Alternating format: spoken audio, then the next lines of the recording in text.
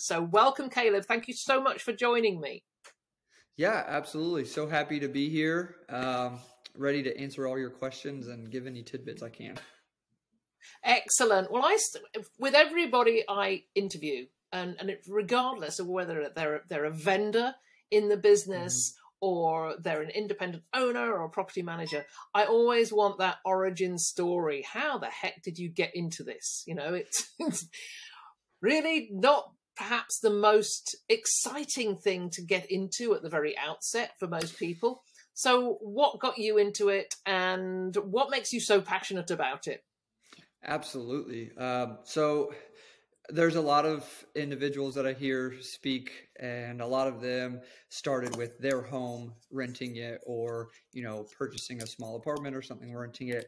My story is very different from that. So graduated college and got into marketing. From there, I wanted to be in sports. So I started working at a college campus, working in recreational sports, and I decided that sports wasn't where I wanted to be. From there, I went into working as a nonprofit and started managing a retreat center. And that was a lot of fun, and I really, really loved it. But COVID hit, and we ended up having to shut down that retreat center and shut down the nonprofit actually as a total. And so I was without a job for a few months and stumbled into this company, Stay Lake Norman. They were hiring an operations manager at the time. I applied for it because I had a little bit of experience with processes and managing people. And so jumped right in with both feet. I think I listened to your podcast on my way to my first day of work because I jumped in full-fledged, and I just realized that this industry has so many moving parts that any day you come to work, you're not going to be bored.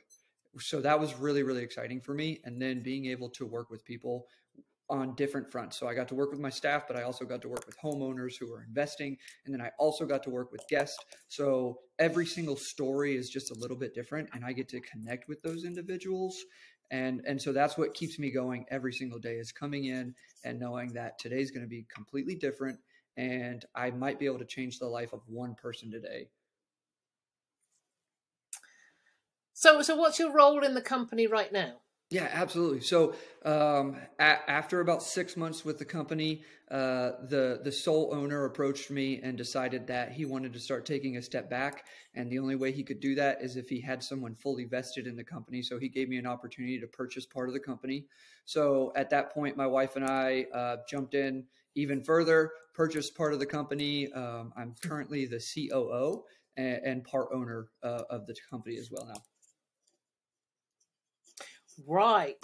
So you're fully invested. I am fully vested. This is my whole retirement plan now. So I'm here for the win. I love it when you say, there's so many moving parts and every day is different. And you know that I did this for 20 years, and not that I'm unhappy at being out of it after 20 years, but that was definitely something that kept me passionate about it. Was that one day, as you say, you'd be handling, maybe going out to visit a new owner, and then on another day you were dealing with an issue at an existing property, and then maybe exploring some new software on another day. It was I just loved it. Yeah, I mean, it's really, really hard when you get in a job where it's just the same repetitive thing over and over again. And there are people who can do that, and there are people who thrive at that. I believe people who thrive in the hospitality environment thrive on the opposite way of every single day is a little bit different. You really never know what you're going to be doing. And really that combined with the people atmosphere of being able to communicate with so many different people and touch the lives of so many different people, that's kind of what keeps me going every single day when I drive into work. So tell us a little bit about the company itself and the the types of properties that you have in your portfolio. Absolutely. So we do have a niche when it comes to high-end luxury lakefront properties. So every single one of our properties is lakefront on Lake Norman right now. Every single one has a private dock, and about 90 to 95% of them are curated by an interior designer that professionally handles all of the design of the space. We love to get into properties from start to finish. So when someone purchases a property, we come in, we step in, we walk it with an interior designer and a contractor, and we say, hey, this is the flow of the house. These are things that we really like. These are things that we don't like. And then we start the renovation process. And so we actually attempt to reverse engineer kind of the return on investment. And so if a homeowner calls us and they say, hey, I have this amount of investment capital I can put in, I really need to see a 7 or 8% return, then we can take that and say, okay, then this property needs to gross X. In order to gross X in this market, you're going to need to sleep this many roughly, and you're going to need to have these additional amenities, whether that be a beach or a heated pool or an additional game room or guest suite.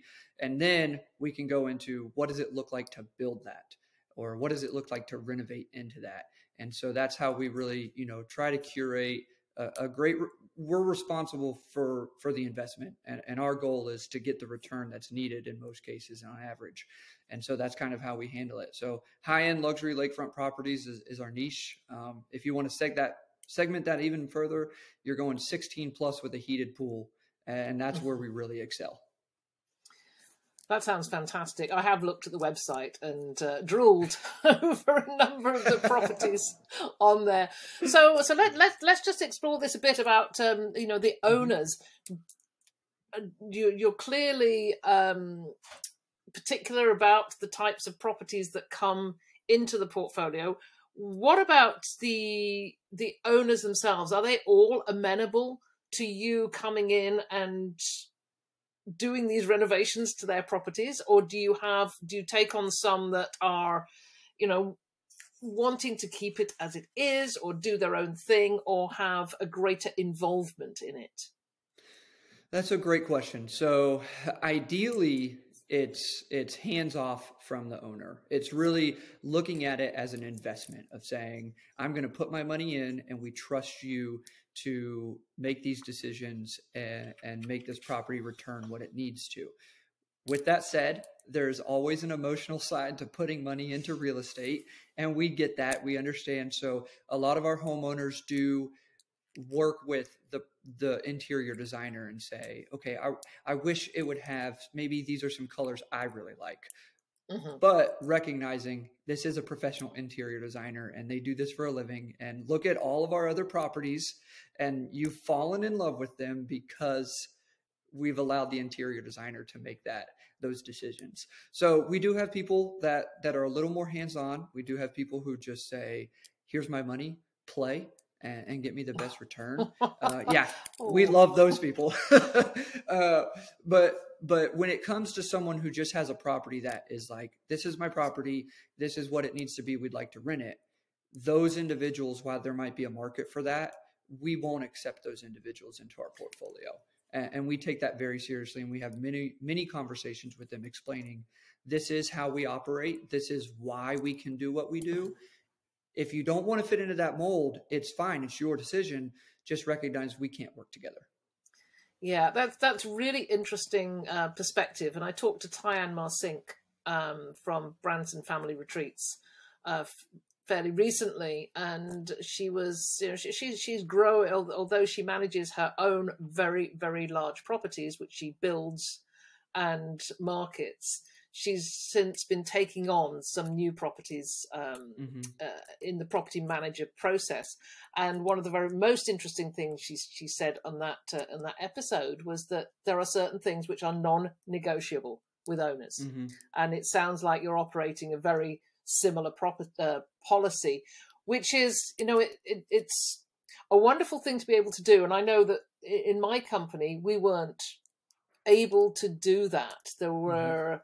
We didn't have that, and I think you do it in that particular niche that you're in, and it's a little bit more difficult in others. And I would have loved to have had that luxury of saying, if you don't toe the line, you're not coming in the club. But I love that idea that you can do that, because then you are in complete control of standards and quality and ensuring that what your guests experience is exactly what you tailor for them. Absolutely. I would totally understand where you're coming from. In certain markets, it may not be possible to be able to do that. In larger competitive markets, Lake Norman, North Carolina isn't this nationally searched location where everybody wants to go. And so we already know that when it comes to travel, we even have a niche in people looking specifically for Lake Norman. So our market isn't booming. We don't have hundreds of thousands of units for rent, maybe in a Miami market or something like that. So we do, understand that. And don't get me wrong, every single day we question our niche and we say, hey, we got this property. It's pretty cool. And we say, can we do it? Well, yes, we can. The question is, are we willing to adjust our operation just to get another house in it? Or do we need to continue to be the most efficient we can in our operation so that we can be the best stewards of not only our income and our money, but also our homeowners' income? So when you're talking to owners that are amenable to the conditions that you're placing on them, what do you tell them that they need to stand out in the market and for your target market? Absolutely. Great question. So the first thing that we really push on them is making sure that the property is designed to curate connection, curate people coming together, and an ability to feel like you're in a place that's overwhelmingly satisfying. So what we want is we want you to walk into the property as a guest and, like you said, kind of drool a little bit and say, hey, this is exactly what I need. This is exactly what I wanted. I can look at that lake. I can look at these rooms and I can just feel relaxed. And so that's what we aim to curate. A lot of that comes from picking the right colors, making sure that the living room has the right spacing of furniture. And that's what our interior designers are so great at, is being able to say the flow of this room and the flow of this space needs to be XYZ.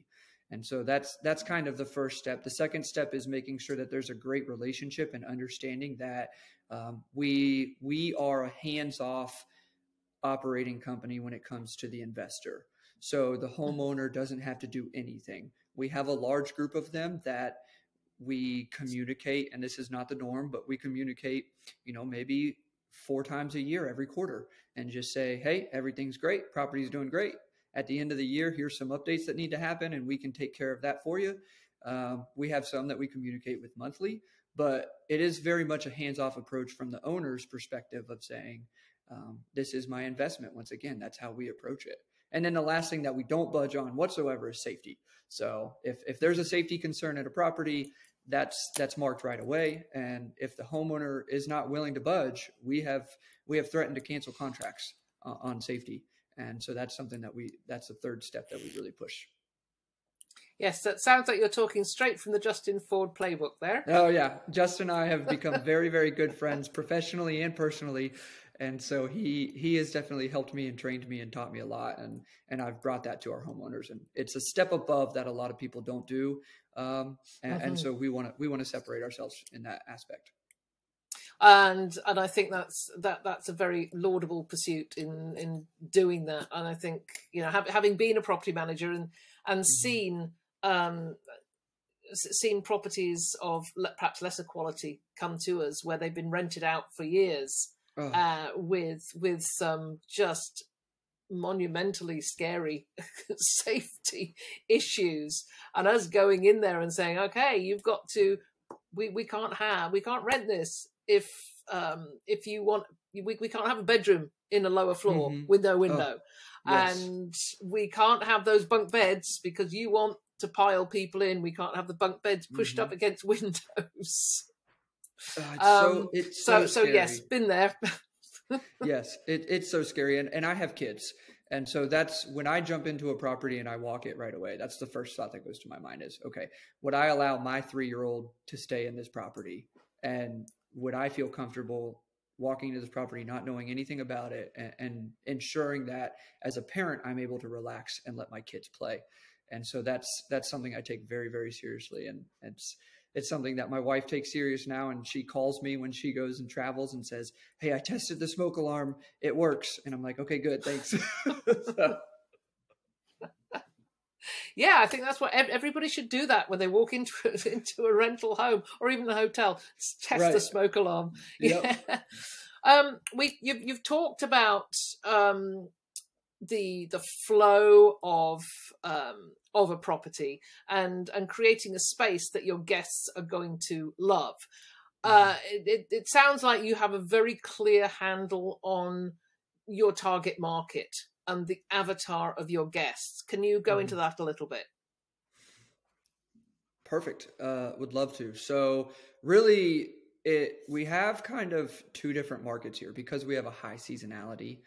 Recognizing that our first big target that kind of goes across the whole scope of our branding is targeting the top 10% of income earners. We do have higher ADRs than the average here, and so we have to be sure that we are targeting the right guest. With that, in the peak summertime, really what we're targeting is groups of people. So whether that be 3 or 4 couples, whether that be 10 guys coming together for a golf trip, maybe it might be 2 or 3 families coming together. But really, it makes most sense when multiple groups come together and they rent these larger properties because it does make more financial sense. With that said, we 100% have families of 4 or even couples who rent out some of our largest homes, and they just have the income and they're in the top 1% of income earners. And really, they don't ask for price. They just say, "Hey, we want the best property. Where is it? Perfect. Here's my card." And then they're ready to stay with us for a week. In the off season or the shoulder season, we start targeting even closer drive-to markets. And so we're looking at the big cities right around. We're looking for people just a weekend away or things along those lines. So first is going to be that income. And the second is going to be really targeting groups of individuals who want to come together and be connected. Yeah, sounds great. So though you talked, so just continuing on this marketing theme, how do you target them? I'm assuming that you're not 100% on Airbnb. No, absolutely not. So we are 65% direct when it comes to our bookings. We actually delisted from Airbnb for a while. We are since invested in Airbnb. Once they've created their Lux platform, we have posted a lot of our properties on their Lux platform. But ultimately, as you teach and as so many professionals and leaders in the space teach, is that direct booking is the way to go. So the way we do that is, one, we aim to make, no matter who you are, where you're coming from, or how you've booked or found us, the goal is that we treat you the absolute same. And so if you can realize that and see that, then it makes a level of comfort with Stay Lake Norman. I don't care who you are. I don't care what your background is, but I want you to feel like a Stay Lake Norman guest. And so that's the first and foremost. The second thing is just creating this welcome atmosphere when it comes to communication, our website, our emails. We want everything to be very, very seamless.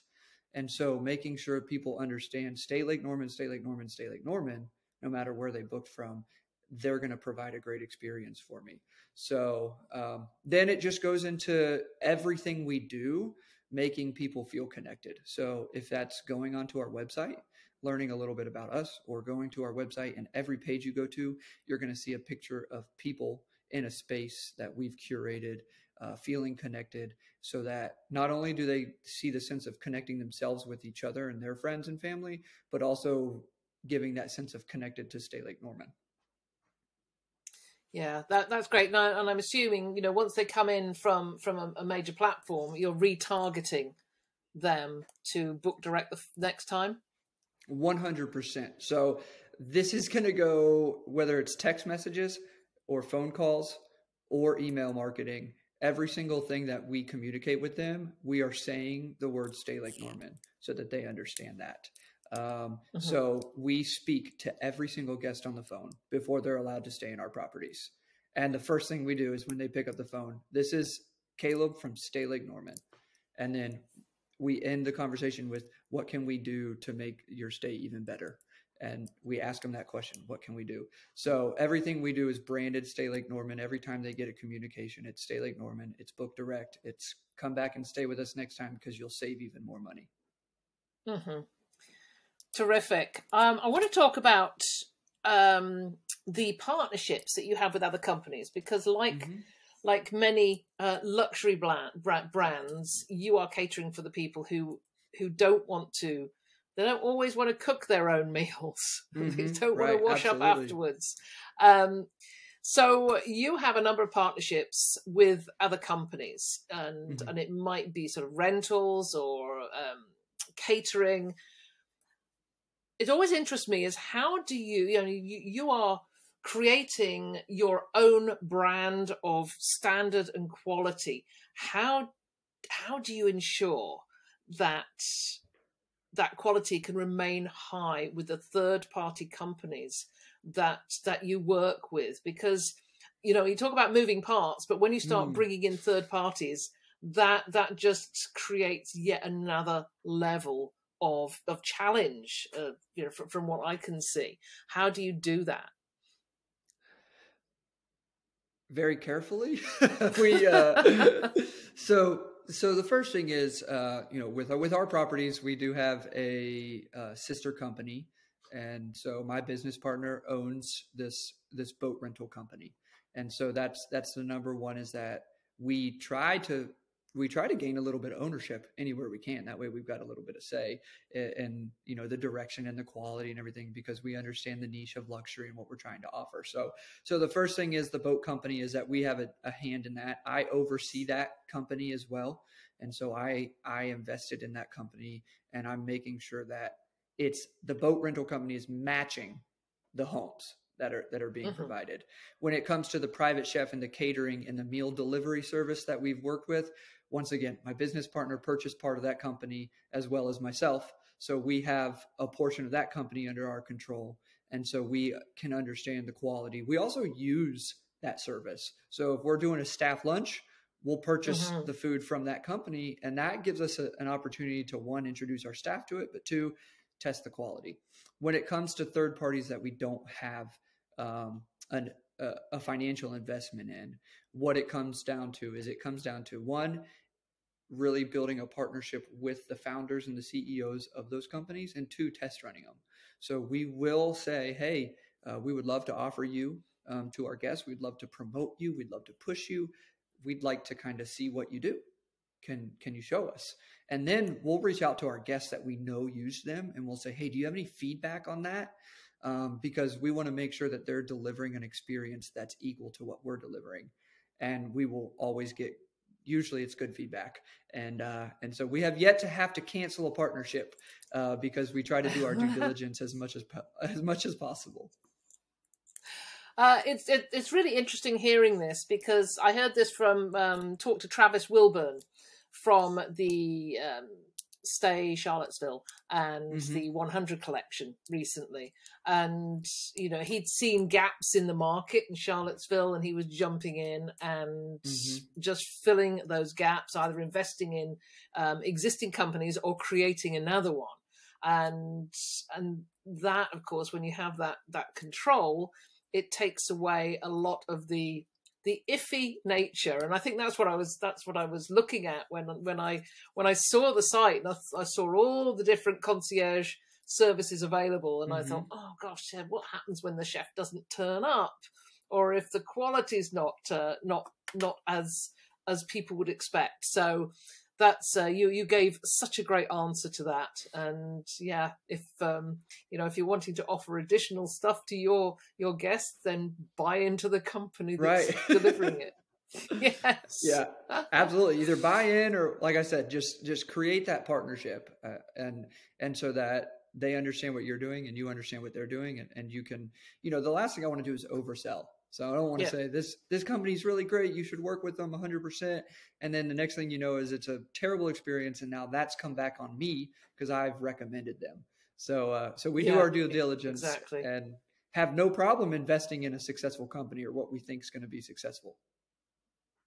So can I talk for a moment about housekeeping and, Sure. operations and linens and, how is this all managed? I mean, I know with my company, we had 160 properties and they were scattered everywhere, and it was Hmm. like herding cats to ensure that the quality was maintained across different properties. A property that was 100 miles that way, and Right. we might have been able to see a cottage on a lake across the water, but it was a 45-minute drive to get there. Hmm. So what are the logistics in a nutshell of your housekeeping service?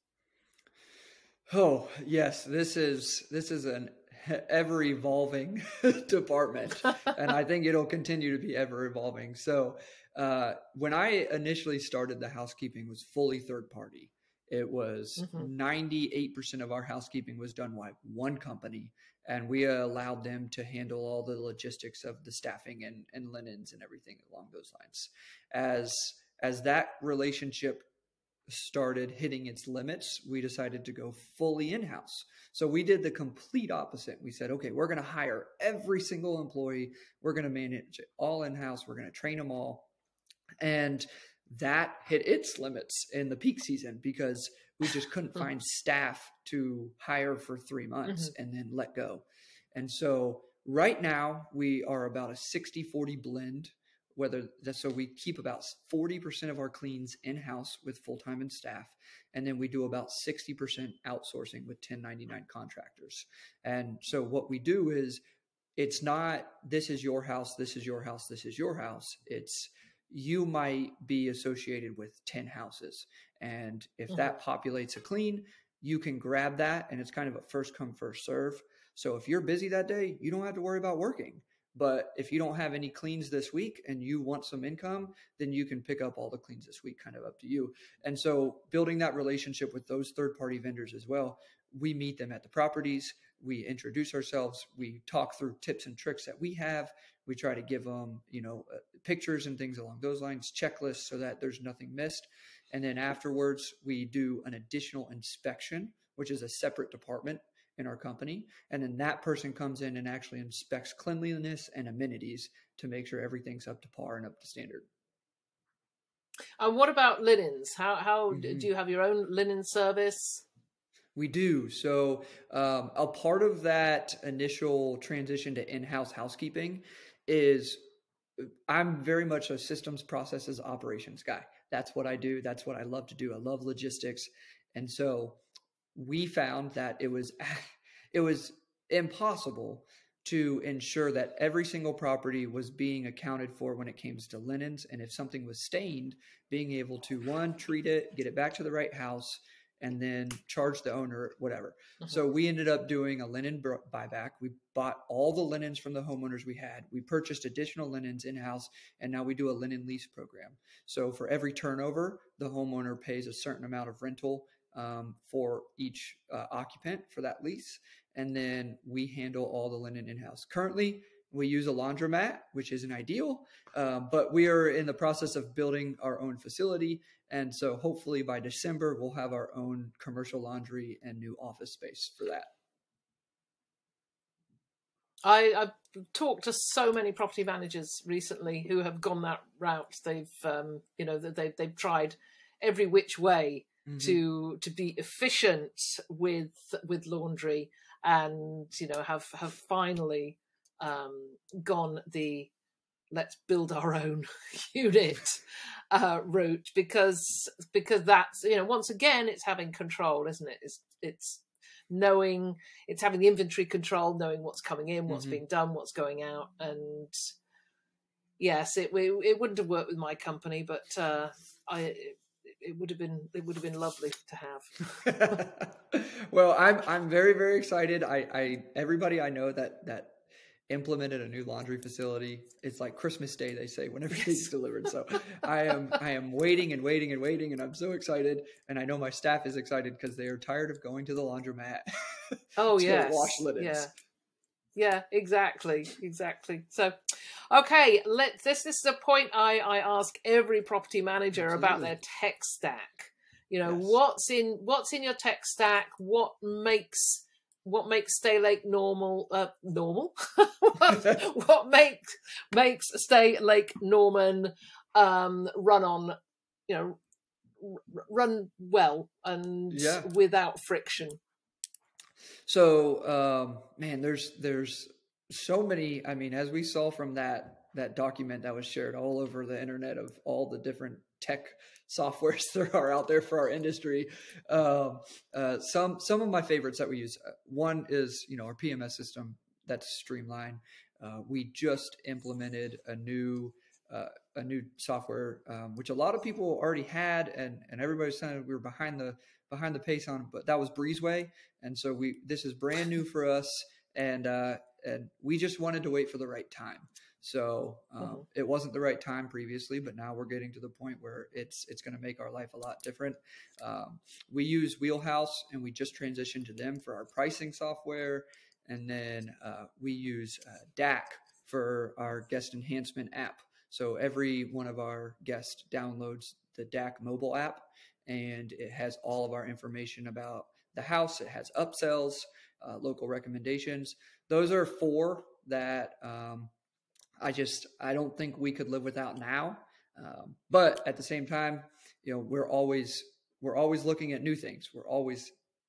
I will take a sales call whenever I want, because if they give me one nugget of helpful information, that's all I need. So yeah, that's the 4 main ones that I say we can't live without right now. Excellent. And I think that that hits the nail on the head with those. You need your PMS, you need something for operations, something for the revenue management, and then everybody's gone to some form of digital guest guide now. Right. And I know when I just before I left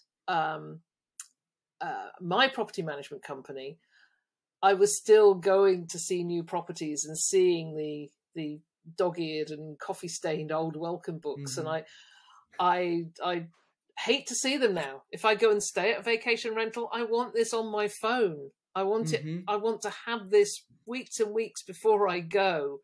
So it's those who are not using these types of guides are really being left behind, I think, and it's time to get in there. I had not heard of DAC. I will go take a look at that. Definitely check them out. All these things will be listed.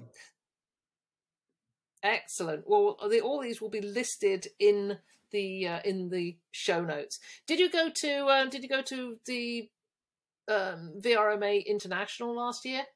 I did, and the vendor warehouse, if you will, was overwhelming.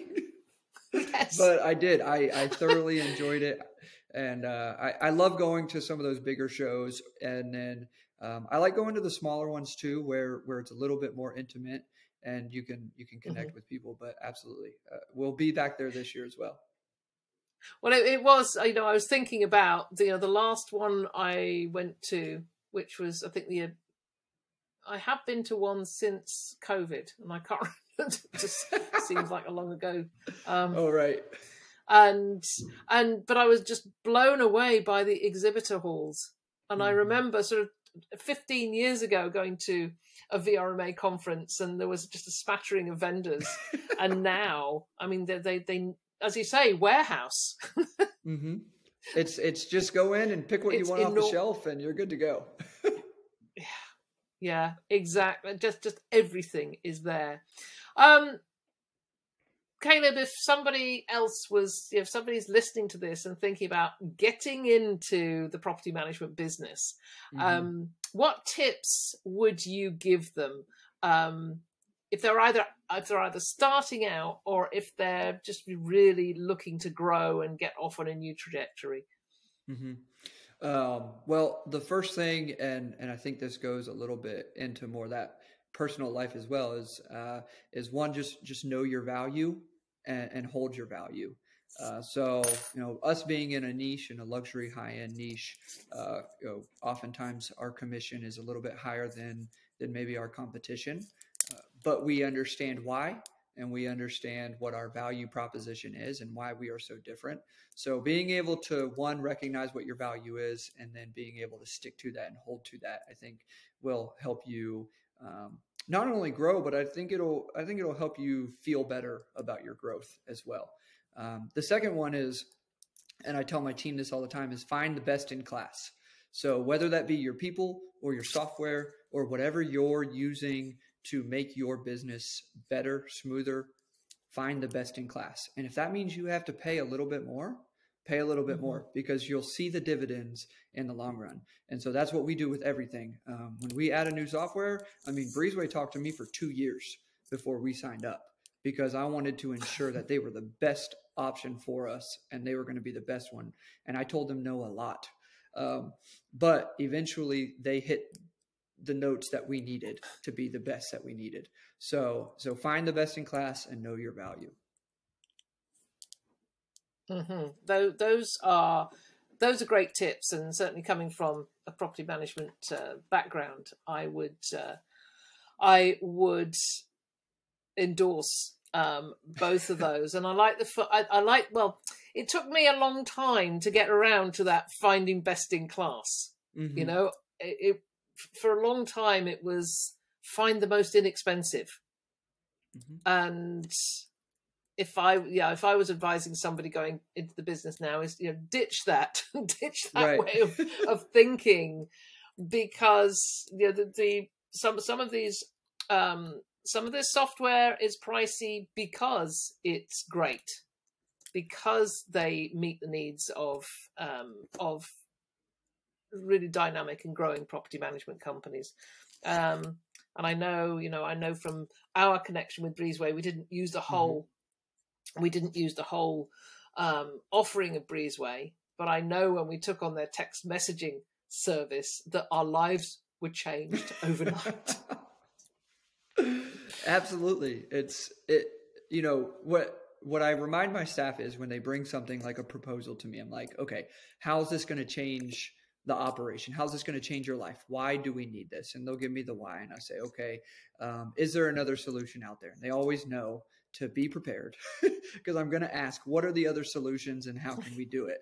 And then it's really using a cost analysis of saying, okay, we can go with this one, and let's say it's 10 times the cost, but it's going to save you 10 times the time. Okay, well, that makes sense then, because now you can use your time on other things that might be more important. So yeah, we did the same thing. We had things that we paid less money for, and we were always looking for a deal. And then we had to learn, like, nope, we got to pay this person a little bit more because we want them and we can't lose them. Or we got to use this software because it's going to do the best for us. So been there, done that. One more question, actually. It's just come to mind. I'm thinking with the way you manage the company, you don't have a considerable amount of problems and issues when guests are in place. But I'm sure you do have them, and you will have demanding guests, like we all do. How do you deal with that? And I'm thinking more in terms of the administrative process, you know, recording something that's happening. How do you do you use some form of software to keep tabs on that and to ensure that same situation doesn't happen again? That's a great question. And I think, Heather, that is part of the reason why we started moving into using Breezeway a little bit more. So the first thing that we do right now is, we do document it. We relay it to the team that might have a stake in what happened. So, right. So if it's a maintenance issue, the person who oversees maintenance is definitely going to be CC'd in that, so that they know and they can be aware. And then we're going to put that, when it comes to that reservation and that person specifically, we're going to make sure we document that on their reservation, so that when they call next time, if they mention an issue or something, we can pull it up. And then the last thing is, a lot of those types of things come in reviews. So if you ask somebody for a review, they're going to mention that small hiccup, whether you handled it well or not well, whatever they're happy about, they're going to mention it. So I actually single-handedly write and respond to every single review that we get. And if I know that there was an issue because I was relayed, I will mention it and say, I am so sorry about this, XYZ. Sometimes we'll offer a free early check-in, early checkout next time they stay. Or, I just make sure to note that this wasn't an automated response. This was a human that actually read your note that was able to say, I hear you, and XYZ. And then now with Breezeway, we're able to, if it's something that needs to be repaired or noted, we're able to mark it in there so that, one, it doesn't get lost, and two, if it happens again, we have a running total of the amount of times that it happens, so then we can address it a little bit better. But that's still new. That's in beta with our company. We're still trying to get that up and running, but that's kind of the goal for the long term. Yes, it was always it was always quite the task for us to, in the course of a busy summer with 160, 170 properties, and maybe 150 families going in and out every week, there were always going to be issues. And that whole documentation process was something that we found, it had to be nailed so that we documented absolutely everything, who dealt with this, who dealt with that, what maintenance was done, what the resolution was. And I, looking back sort of in the earlier years, we didn't do that. And it certainly made a great deal of difference once we started a really good documentation process. So I expected that you would have that in hand. So what is the outlook for Stay Lake Norman over the next few years? What goals do you have? Yeah. Well, the goal is to continue to be the best in class here, and continue to gain national recognition for what we're doing. That might be a little bit different. And the goal is to get to a certain number of properties and then evaluate our market, see if there's growth potential for more luxury homes. And if not, then, settle in, stay at that number, maybe continue to refresh some of our properties, get them a little higher end, up to par, maybe add pools here or there if we can. And then who knows? Right now, the goal is not to expand to a new location, just because, there's only so much money in the world that I need and that my business partner needs, but we're driven and we always want to try something new. So really, I could see us expanding into maybe creating a niche OTA or something like that, just for fun. But right now it's all hands on deck to just get for to the fun. just for fun. Right now it's all hands on deck to get Stay Lake Norman to the most efficient and income based company that's returning for our homeowners. And we have a number in mind, and I think we'll be there in 2 years. And then just allow ourselves some space to breathe and find out what's next. That sounds great, Caleb. This has been such a great discussion. I just find it fascinating to talk to property managers, across the country and across the world, in fact, in different markets. And it's always lovely to talk to people who are in the luxury market. I wish we'd been able to do that.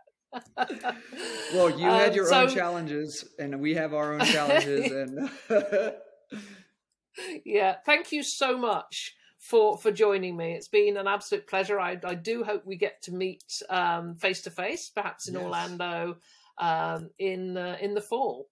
Yes, absolutely. I will be there. I may have my family dragging me to the parks, but I will be there for a little bit for sure. And thank you so much, not only for having me on, but for what you bring to the industry. Like I said, I listen to your podcast all the time, and I always learn something new. And that's the only way I can keep going, is by learning new. So thanks for what you bring.